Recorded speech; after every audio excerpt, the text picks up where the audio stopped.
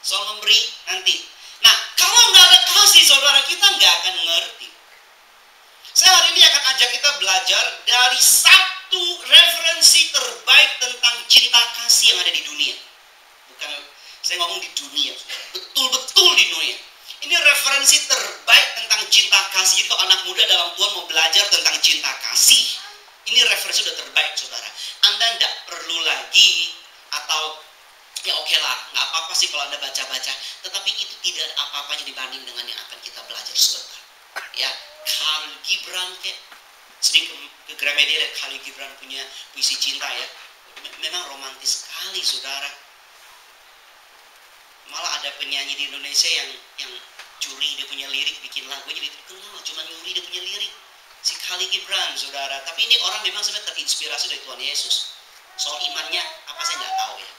Itu cuma satu contoh. Masih banyak contoh yang lain. Kalau Anda cari referensi tentang cinta kasih, saudara, dan Anda sibuk-sibuk di toko buku, maka hari ini saya mau beritahu. Ada satu referensi tentang cinta yang paling indah, paling autentik yang bisa Anda temukan. Tentunya itu dari Alkitab. Di bagian mana di Alkitab? Tentunya 1 Korintus 13. Kita sering dengar. Nah, hari ini saya akan bacakan semua bagian 1, 2, 3, 4, 5, 6, 7, 8 ayat. Tetapi saya hanya menyoroti 3 ayat pertama nanti. Ya, saya bacakan buat kita. Sekalipun aku dapat berkata-kata dalam semua bahasa manusia dan bahasa malaikat, tetapi jika aku tidak mempunyai kasih, aku sama dengan gong yang berkumandang dan canang yang gemerincing. Sekalipun aku mempunyai karunia untuk bernubuat, dan aku mengetahui segala rahasia dan memiliki seluruh pengetahuan, dan sekalipun aku memiliki iman yang sempurna untuk memindahkan gunung, tapi jika aku tidak mempunyai kasih, aku sama sekali tidak berguna. Dan sekalipun aku membagi-bagikan segala sesuatu yang ada padaku, bahkan menyerahkan tubuhku untuk dibakar, tetapi jika aku tidak mempunyai kasih, sedikit pun tidak ada faedahnya bagiku. Kasih itu sabar. Kasih itu murah hati. Ia tidak cemburu. Ia tidak memegahkan diri dan tidak sombong. Ia tidak melakukan yang tidak sopan. Dan tidak mencari keuntungan diri sendiri. Ia tidak pemarah. Dan tidak menyimpan kesalahan orang lain. Ia tidak bersuka cita karena ketidakadilan, tapi karena kebenaran. Ia menutupi segala sesuatu, percaya segala sesuatu, mengharapkan segala sesuatu, sabar menanggung segala sesuatu. Kasih tidak berkesudahan. Ini yang tadi kita nyanyi lagu, love never fail. Kasih tidak pernah gagal. Ini terjemahan Indonesianya, kasih tidak berkesudahan. Sampai di sana. Dahsyat, powerful, authentic, inspiring. Kasih menurut 1 Korintus 13. Sering-sering baca, saudara. Nah, hari ini saya akan menyoroti 3 ayat pertama daripada bagian firman Tuhan ini. Karena tema kita adalah apa? Coba temanya apa? If there's no love. Ya, nggak apa-apa, kita sama-sama ini kan lidahnya ketoprak.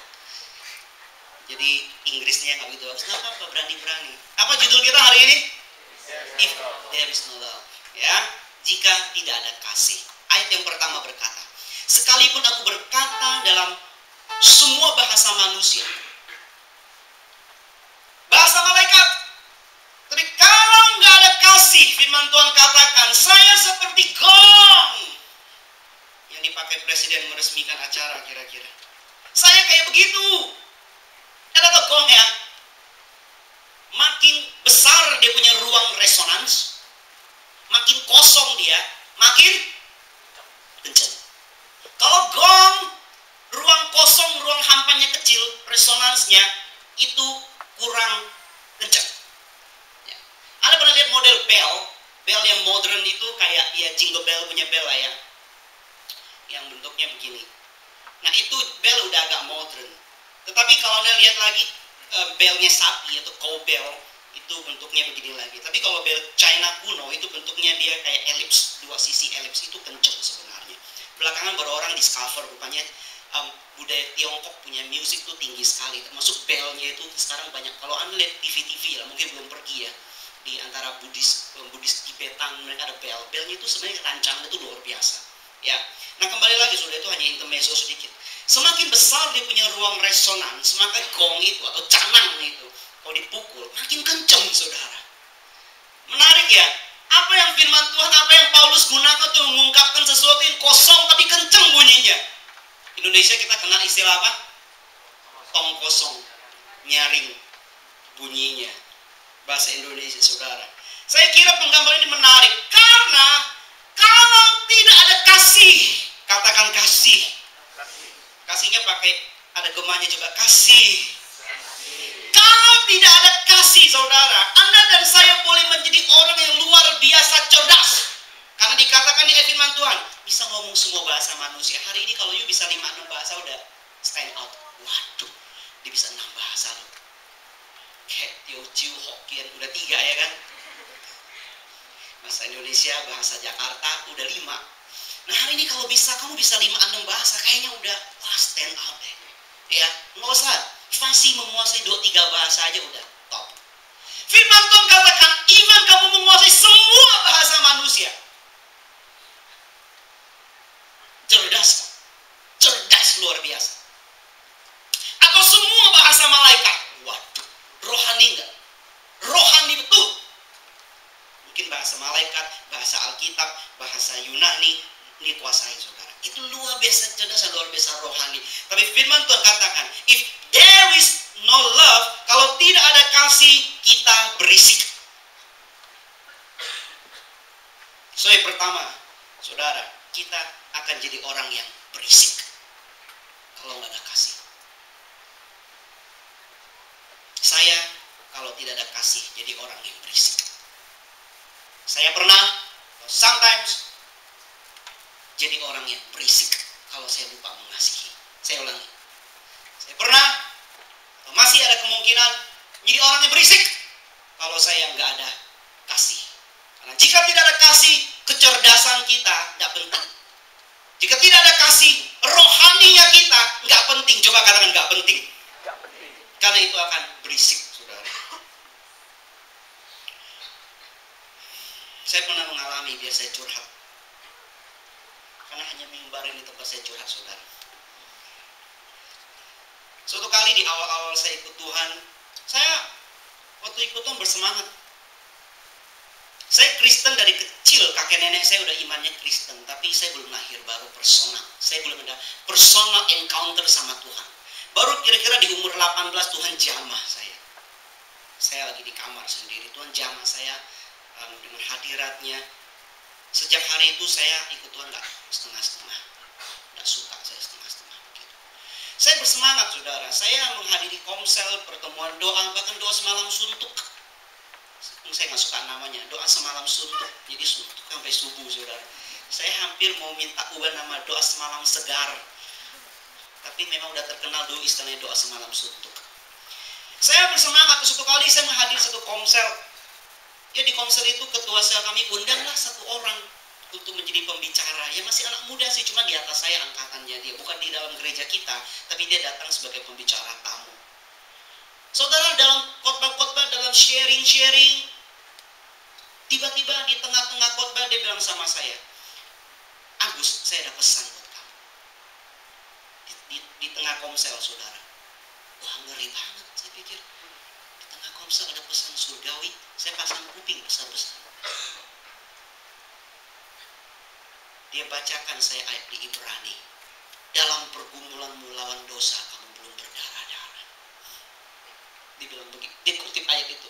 Katanya itu pesan buat saya. Dalam pergumulan kamu lawan dosa, kamu belum sampai berdarah-darah. Anda nggak pernah ketemu ayat itu, jarang baca Alkitab sih. Baca Alkitab. Saudara, sebagai seseorang yang baru cinta Tuhan, baru berapi-api, saya nggak ngerti maksudnya apa. Saya sebagai anak muda di umur 18-19, saya nggak ngerti maksudnya apa. Tapi saya merasa di tengah pertemuan sel dengan beberapa teman, dan saya masih baru ikut Tuhan, saya menerima satu beban penghakiman yang sangat berisik.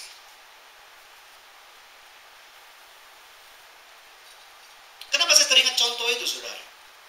Karena firman Tuhan katakan dia boleh cerdas, dia boleh rohani, tapi nggak ada kasih, berisik. Dia melanggar semua aturan firman Tuhan. Kalaupun ada hal spesifik yang dia sungguh mau nasihati saya, firman Tuhan bilang 4 mata. Dia mungkin 14 mata, saudara.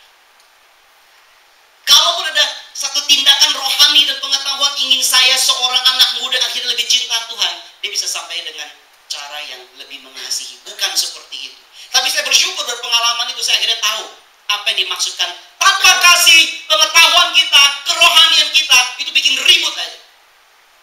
Kayak gong yang kosongnya luar biasa. If there is no love, yang pertama. Ayatnya yang kedua. Sekalipun aku mempunyai karunia untuk bernubuat, dan aku mengetahui segala rahasia, dan memiliki seluruh pengetahuan, dan sekalipun aku memiliki iman yang sempurna untuk memindahkan gunung. Ini Paulus teringat dengan perkataan Tuhan Yesus. Kalau kamu punya iman sebesar biji sesawi, kamu akan pindahkan gunung. Tapi saya rasa frasa ini memang terkenal di saat itu. Artinya something impossible. Memindahkan gunung itu artinya, frasa itu berarti something impossible. Jadi Paulus berkata, iman kamu sampai bisa pindahin gunung. He can move the mountain. Ya, lagu. Tapi kalau tidak ada kasih, sama sekali tidak berguna. Ini yang kedua. Kita boleh cerdas. Karunia bakatnya luar biasa. Imannya itu kelihatannya begitu nyata. Wah, ini orang imannya dahsyat. Kalau doa belum sejam dia belum amin.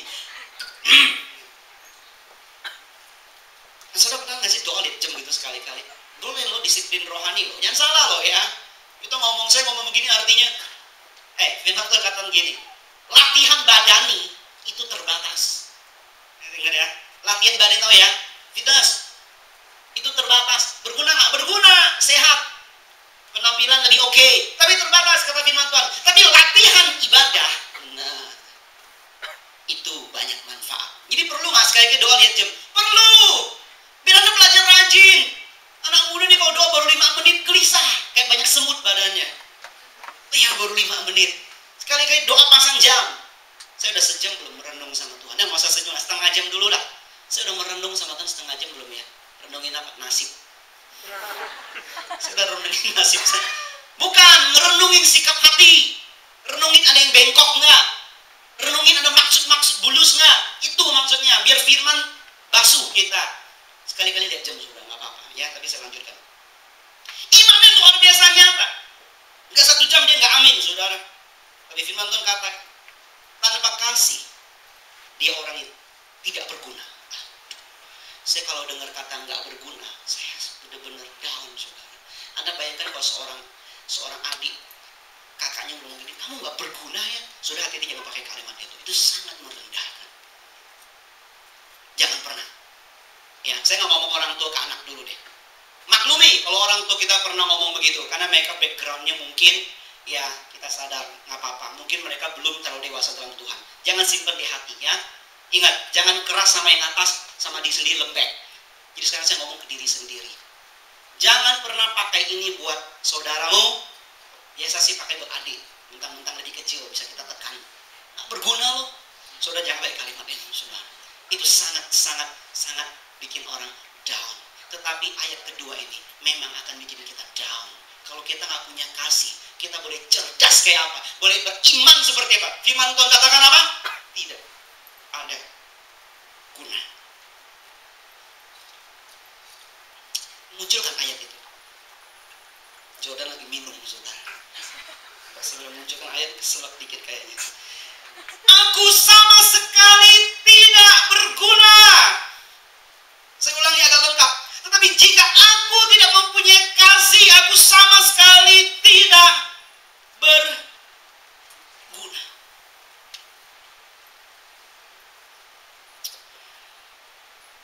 Anak Tuhan, belajarlah semakin cerdas. Belajarlah semakin ngerti. Kumpulkanlah berbagai pengetahuan. Kumpulkan.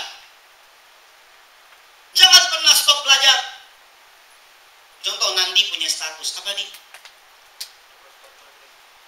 Apa? Coba Di, gak kenceng. Never stop learning. Never stop learning. Dan langsung dia daftar kuliah. Saudara, berikan tepuk tangan. Serius.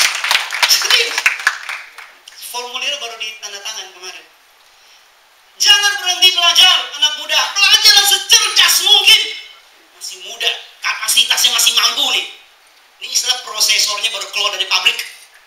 Kalau yang udah lama nggak dipakai buat belajar, itu udah kena virus. Udah lemot. Lama nggak di-upgrade begitu kira-kira. Anak muda belajarlah secerdas mungkin. Tapi jangan sekali-kali melupakan bahwa kita perlu cerdas, tapi kita juga harus tulus. Bahwa kita harus ngerti pengetahuan, tapi kita harus punya kasih. Karena kalau tidak demikian, firman Tuhan katakan kita tidak berguna, saudara, dan kita pantas merasa down kalau kalimat ini ternyata berkata kepada diri kita. So yang kedua, kalau tidak ada kasih, maka kita menjadi orang yang tidak berguna di kacamata Allah, bukan kacamata manusia. Mungkin manusia menilai wow, tapi di kacamata Allah dan kacamata nurani kita, apa gunanya? Yang ketiga, saudara, tidak usah lama-lama. Ayat ketiga, sekalipun aku membagi-bagikan segala sesuatu yang ada padaku, dahsyat, bahkan menyerahkan tubuhku untuk dibakar. Wow, tapi jika aku tidak mempunyai kasih, sedikit pun tidak ada faedahnya bagiku. Ini tindakan luar biasa ya. Paulus katakan, dia membagikan segala yang ada padanya. Saudara sudah pernah memberikan segala yang ada padamu belum? Sudah pernah belum, saudara? Waktu saya masih remaja, suatu kali saya merasa hari itu saya sangat diberkati sekali di hadirat Tuhan. Saya terdorong sekali untuk berikan segala yang ada padaku pada saat itu, saudara. Saya lupa, sebagai seorang anak muda kayaknya saya cuma punya 150.000 atau 100.000 deh. Saya bergumul luar biasa loh. Karena habis berikan itu saya mungkin puasa 1 minggu, saudara. Tapi saya merasa ada satu sukacita kalau saya memberi. Saya jadi saudara pernah mengalami nih kayaknya nih ayat ketiga ini nih. Membagikan segala sesuatu yang ada padaku. Mungkin perasaannya seperti itu. Tapi itu didorong oleh apa? Apakah oleh kasih? Karena kalau tidak oleh kasih, firman Tuhan katakan tidak ada faedahnya bagiku. Bahkan kalau aku serahkan tubuhku untuk dibakar, saya nggak ngerti ada orang yang serahkan tubuhnya buat dibakar tapi nggak karena kasih. Saya nggak ngerti tujuannya apa, saudara. Ada nggak yang begitu? Oh ada sih, saudara ya. Orang demo katanya di China membakar diri, siram bensin dia bakar. Ya di berita sih ada ya. Tapi nggak tahu apakah dia melakukan buat apa ya. Firman Tuhan katakan even kita berikan diri kita buat dibakar, kalau nggak ada kasih, tidak ada faedahnya, saudara. Tidak ada faedahnya. Saya lanjutkan. Oleh karena yang ketiga, kalau tidak ada kasih, kita adalah orang baik yang tidak menjadi berkat. Orang baik. Orang baik yang tidak menjadi berkat.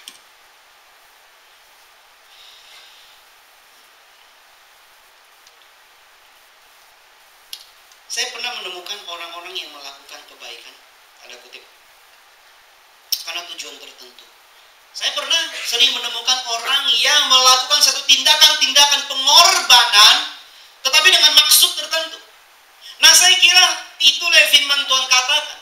Kalau tidak karena maksud kasih dan satu ketulusan, maka tindakan-tindakan itu tidak ada berkatnya, saudara. Tidak ada faedahnya. Ya, orang-orang baik yang tidak menjadi berkat. Terutama, saudara, apakah kita memberkati nama Tuhan? Saya ingin Anda dan saya memiliki gambaran yang sangat jelas tentang konsep firman Tuhan tentang memberkati nama Tuhan, saudara, dengan baik-baik. Saudara dan saya tidak salah nyanyi atau tidak salah waktu kita berkata, contoh ya, ada lagu I will bless the Lord with all my soul. Apalagi, Anda temukan banyak sekali Mazmur, diberkatilah. Apalagi, kita jadi aneh. Loh kok kita yang berkati Tuhan sih? Ngerti saudara ya? I will bless the Lord. Kok saya yang bless Tuhan sih? Saudara, kalau Anda kata bless, bukan artinya memberi dalam arti materi aja. Tapi ada satu sikap yang hormat sama Tuhan. Yang satu sikap yang berkata, Tuhan biarlah mulia bagi namamu. Itu I will bless the Lord. Itu artinya, saudara. Jadi yang pertama-tama kalau berbicara menjadi hidup yang menjadi berkat. Coba katakan hidup yang menjadi hari ini kalau kita dengan kalimat, wah nggak jadi berkat nih dia, oh itu kayaknya udah gawat. Wah nggak jadi berkat, masa dia orang Kristen begitu sih, nggak jadi berkat, itu udah gawat. So apa itu hidup yang menjadi berkat? Yang pertama, berkati nama Tuhan. Hormat nama Tuhan. Anda dan saya tidak akan bisa lantas jadi berkat buat orang lain kalau pertama-tama sikap hati kita tidak memberkati nama Tuhan. Apa itu maksud memberkati nama Tuhan, saudara?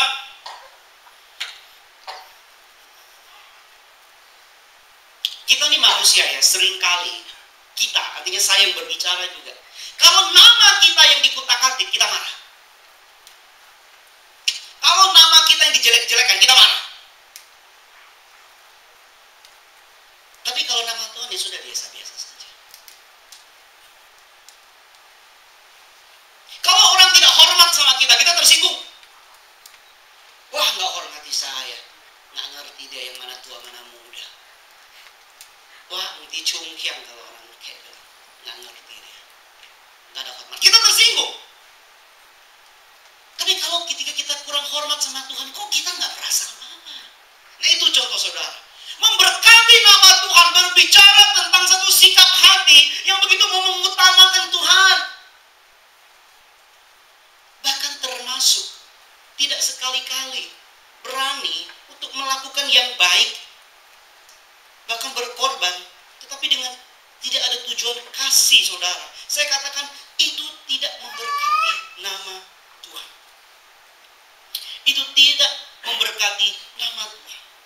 Oleh karena saudara, saya ajak kita menyelidiki hati kita. Kita mulai masuk ke part yang lebih mendalam, karena ini akan merenung. So, semua pasang kuping baik-baik. Tanpa kasih, kita hanya akan mencoba menjadi seorang anak yang baik dan berbakti. Karena posisi kita anak. Iya kan saya? Tanpa kasih, kita berusaha menjadi seorang sahabat yang baik, karena kita berpikir ya namanya teman ya harus begitu. Tanpa kasih, kita akan aktif dalam pelayanan, karena kita berpikir itu positif, itu bagus, pergaulannya bagus. Hanya itu. Kita nggak ngerti apa itu pengorbanannya, kita nggak ngerti, dan bahkan nggak mau coba untuk ngerti apa sih esensi dari pelayanan, yang adalah seperti Kristus melayani dan mati buat gereja. Kalau tanpa kasih. Nah saudara, kalau hal-hal seperti kita tidak perhatikan, kita sulit untuk memberkati nama Tuhan. Kita sulit untuk mengerti bahwa kalau saya mungkin kelihatan baik, tapi tanpa kasih, saya nggak jadi berkat. Atau dalam bahasa ayat ketiga apa? Tidak ada faedahnya. Oleh karena itu saudara, lakukanlah segala sesuatu. Motivasinya itu karena ada love. Karena kalau demikian, maka segala yang kita lakukan, meskipun itu tanggung jawab kita. Contoh, tanggung jawab kamu apa hari ini? Saya seorang siswa. Di rumah saya seorang anak, saya seorang kakak, saya seorang adik. Saya seorang karyawan kantor dan karyawan. Oh, kalau akhir pekan atau di hari pelayanan kami seorang pelayan. Itu kan tanggung jawab kita, oke? Kalau kita mau dimotivasi oleh kasih yang tulus, itu semua kita akan lakukan dengan sukacita. Coba katakan dengan sukacita. Anda akan jadi seorang anak meskipun ada kewajiban, meskipun capek, lakukannya dengan sukacita. Jadi seorang teman, jadi pelayan dengan sukacita. Karyawan di kantor dengan sukacita. Anda tahu hidupmu bukan milik bosmu, Anda tahu kok. Anda tahu persis. Tapi Anda lakukan bagus-bagus. Mengapa? Karena motivasinya cinta tulus. Anda kalau begitu, siap-siap Tuhan angkat Anda deh. Mungkin bos kamu nih, saya bukan menubuatkan, bukan memprediksi ya. Mungkin bos kamu tuh nggak layak terima pelayanan kamu yang the best of you. Nggak apa-apa, nanti Tuhan akan angkat kamu. Jadi jangan lihat pimpinan kamu, wah dia orang nggak menyenangkan, makanya saya dalam kerja bantah-bantahan, nggak ada excellent-excellentnya. Itu motivasi nggak tulus, saudara. Firman Tuhan kata nggak ada faedahnya bagimu. Ayat ketiga saya kira penekanannya bagimu ya. Sedikit pun tidak ada faedahnya bagimu. Jadi kalau Anda di kantor, Anda sudah berkorban, capek, berikan ide terbaik, tenaga terbaik, tapi Anda nggak lakukan dengan kasih, firman Tuhan bilang nggak ada faedah. Tapi kalau Anda dan saya lakukan, meskipun atasanmu tidak layak menerima servis Anda yang baik, tapi lakukan dengan baik, saudara. Saya katakan tidak bisa menahan Anda. So, jika demikian saudara, jika semua yang kita lakukan akhirnya bisa memberikan kita sukacita, maka love is the answer. Kasih adalah jawaban. Coba katakan, kasih adalah jawaban. Karena hari ini krisis dunia apa sih? Krisis bahagia, krisis sukacita. Enggak tuh saya happy terus udah bagus. Tapi dunia kita sedang krisis kebahagiaan. Mengapa? Motivasinya. Kita dimotivasi oleh apa? Oke, saudara, saya berbicara hal seperti di tema seperti ini, saya berbicara dengan lantang dan masuk ke diri saya. Karena gimana pun saya seorang pelayan, saya seorang suami, saya seorang ayah, saya seorang saudara, saya seorang anak, saya seorang rekan. Even dalam beberapa hal, saya seorang karyawan. Karena di atas saya masih ada pimpinan. So, saya berbicara dengan lantang, termasuk berdiri saya sendiri. Dan saya percaya kalau Anda dan saya sebagai gereja atau di tempat ini mau dimotivasi oleh kasih, gereja kita tidak akan sama. Tidak akan stuck. Tidak akan jalan di tempat. Tapi ada satu gairah yang dikerjakan Roh Kudus tengah-tengah kita. Yang setuju katakan amin. Saya hampir selesai, saudara. Karena saya merasa perlu menyebutkan dan mengutip satu peristiwa terbesar, kasih terbesar. Maka saya harus masuk ke bagian ini sebagai penutup. Di atas semua yang kita bahas, if there is no love, semua kesia-siaan yang sudah kita bahas, maka saya katakan saudara, jika tanpa sang kasih, siapa sang kasih saudara? Maka kita semua binasa dan tidak punya tujuan. Jika tanpa sang kasih. Tadi pagi Om George khotbah dari Yohanes 3:16. Saya sebenarnya mau bicara 3:16, Yohanes 3:16. Kalau Alkitab itu dirangkum, kita yang menggali Alkitab kita tahu kesimpulannya adalah Yohanes 3:16. Kalau Alkitab itu diperas, maka sarinya itu adalah kasih.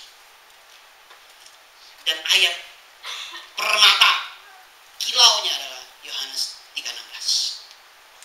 Saudara, saya lupa 2 atau 3 hari lalu saya nonton di History Channel favorit saya, saudara. Anak saya pun sekarang diajarinnya nonton History Channel. Saya lagi nonton tentang perekrutan tim elit pasukan katak. Kalau salah Hong Kong, saya kurang jelas Hong Kong atau Taiwan, pokoknya bahasa Mandarin. Tentang bagaimana tim katak itu digodok sedemikian rupa. Anda tahu tim katak ya, atau amfibi, itu adalah special ranger atau special force, pasukan khusus dengan misi-misi khusus. Di Indonesia juga ada. Kalau dengan kata pasukan katak, itu yang paling elit termasuk di Indonesia. Mereka itu siap ditenggelamkan tiba-tiba kapal musuh meledak aja, bocor, pakai manusia, kayak kamikaze aja, dia udah siap mati. Jadi pasukan katak ini latihannya sangat-sangat berat, saudara. Ya, mereka harus siap. Contoh latihan saya nonton kemarin, 5 hari latihan fisik non-stop dengan tidur yang sangat terbatas. Ini bukan buat orang yang mentalnya main-main, bukan. 5 days, jalan sekian kilo, mikul beban, tiba-tiba dikagetin.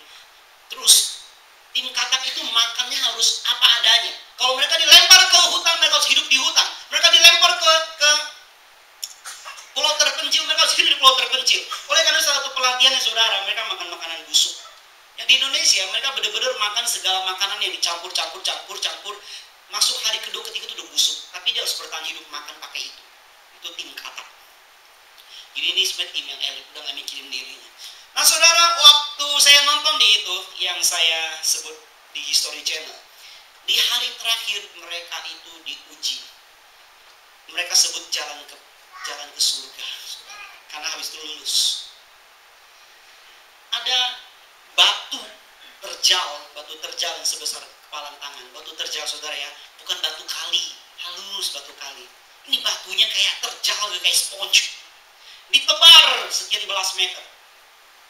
Rupanya di hari itu mereka punya papa mama diundang.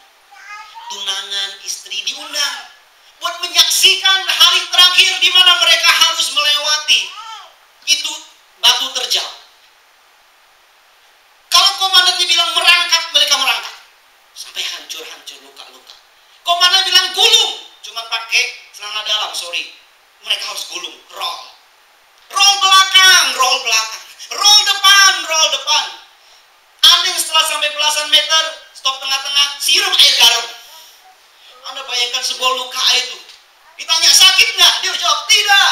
Tapi air matanya keluar, saudara. Nah setelah dia selesai gulung-gulung, merangkak, Anda yang kena merangkak nggak boleh pakai tangan. Jadi begini kayak ular, saudara. Pakai itu hancur badannya. Sampai di ujung, kalau wajahnya nggak tulus, ulang. Komandannya itu. Urusan di ujung, sakit nggak? Enggak, oke, roll mundur. Itu mama papa mereka menangis-nangis di anak. Istri mereka sampai nangis-nangis, sampai bilang kamu bisa. Tapi ada yang keterlaluan sih bawa handphone fotoin. Orang lagi terharu, dia dokumentasi pribadi. Memang smartphone banyak menjadi cerah. Foto dia, mungkin buat kenangan pribadi sambil nangis sih.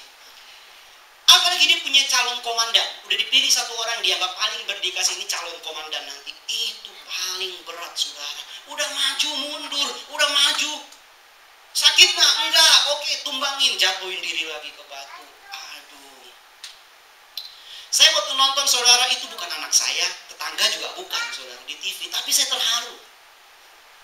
Saya bayangkan bagaimana orang tua di situ itu nangis demikian rupa karena anak mereka. Sebentar lagi ini pengorbanan luar biasa, itu tadi lulus akan menjadi pasukan paling elit di negeri itu. Saya waktu lihat itu, saudara, langsung teringat dengan kasih Bapa. Dia berikan anaknya. Pasukan Special Force itu ada tujuan ya. Contoh menolong negaranya dalam perang-perang yang sangat penting. Ya begitu. Jadi dia jadi pasukan Special Force bukan tanpa tujuan. Yang penting udah lulus, dapat pangkat. Saya pasukan katak. Nggak ada gunanya, saudara. Dia harus ada misi. Dia harus ada pertempuran. Kalau cuma lulus, ya udah ngapain? Semua lulus-lulusin aja. Saya langsung teringat dengan Tuhan Yesus. Yang Yohanes 3:16 katakan begini, karena begitu besar kasih Allah, sehingga dia berikan anaknya yang tunggal, supaya barang siapa yang percaya tidak binasa, tapi memperoleh hidup yang kekal. Saudara, kapan terakhir Anda begitu terharu oleh pengorbanan Tuhan? Kapan terakhir Anda merasa, Tuhan, aku nggak layak, pemberontakanku banyak, tapi engkau tanggung via dolorosa itu, jalan-jalan salib itu buat saya. Diludah, dipukul, dihina oleh orang-orang yang semestinya layak mati. Diludahi. Tapi kami kan banyak kali sedikit sulit, sedikit susah kami mengeluh. Kami belum berkorban sama seperti yang Tuhan Yesus alami. Kami ini udah merasa nggak sanggup. Halo para pelayan sekalian, kita sekalian, kami ini baru kena sulit sedikit, rasanya udah jadi penebus dunia. Baru sedikit susah, rasanya udah jadi pahlawan. Kesiangan. Kita belum apa-apa.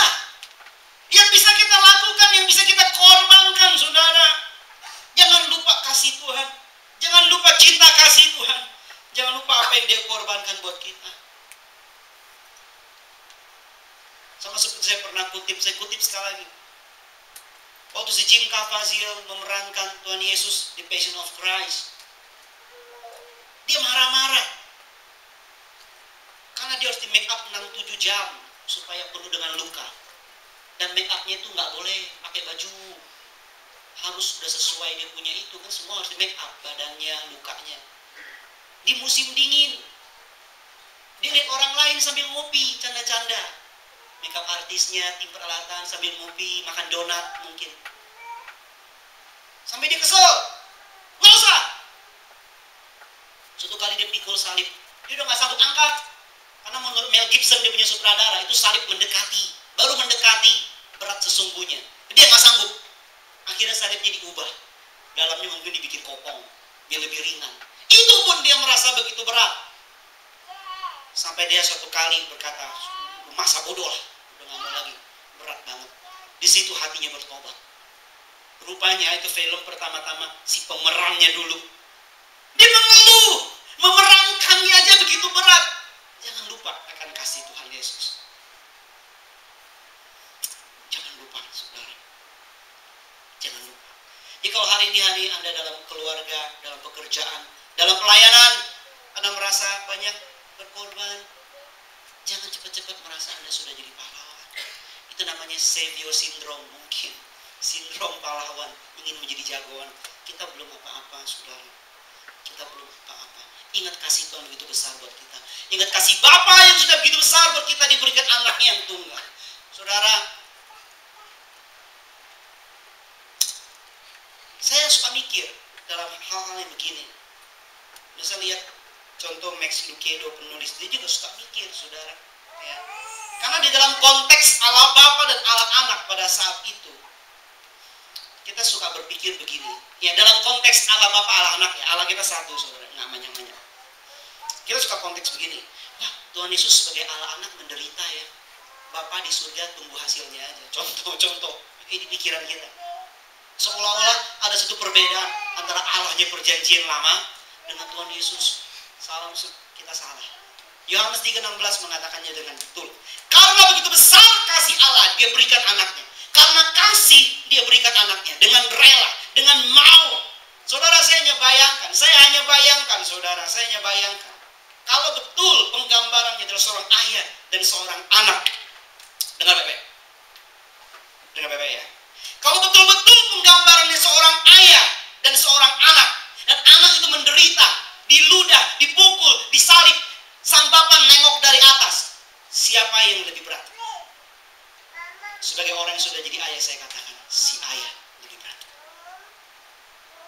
Yang belum jadi papa mungkin belum punya gambaran.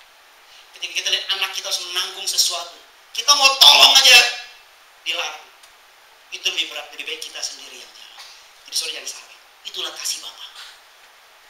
Kenapa memang mesti maju ke depan? Itu kasih Bapa yang rela memberikan anaknya buat kita. Wow. So if there is no love, jika tidak ada kasih, jika tidak ada sang kasih, Anda dan saya ini terhilang. Anda dan saya ini tidak memiliki makna. Oleh karena itu kita tidak boleh mengeluh. Kalau hari-hari ini ada kesukaran, ada pengorbanan, ada hal yang harus kita rela kita terima. Jangan mengeluh. Ingatlah kasih Tuhan. Ingatlah kasih Tuhan. Kita bagi berdiri yuk. Kita nyanyikan lagu ini. Think about His love. Think about His goodness. Liriknya di sini. Saya ingin mengajak kita merenungkan kasih Tuhan.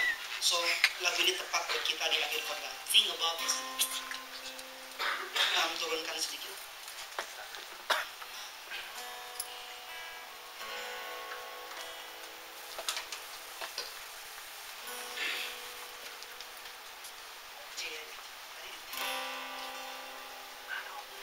Liriknya dapat nggak? Oh, bahasa Inggrisnya nggak ada? Nggak ada?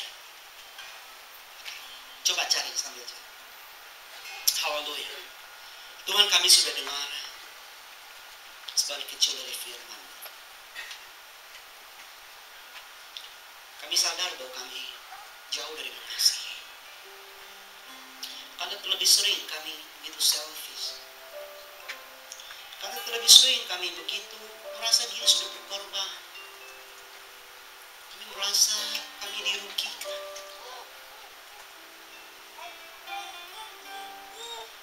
Dan terlalu sering kami melakukan berbagai hal bukan dimotivasi oleh kasih. Sehingga kami menjadi orang yang sangat tidak bahagia. Ajar kami menemukan kembali alasan-alasan utama dalam hidup kami. Yaitu kasih yang kami dapat dari Engkau. Kasih yang mau datang buat kami, orang-orang yang begitu tidak layak. Kau relakan Tuhan Yesus datang buat kami. Terima kasih Tuhan. Terima kasih. Think about His love.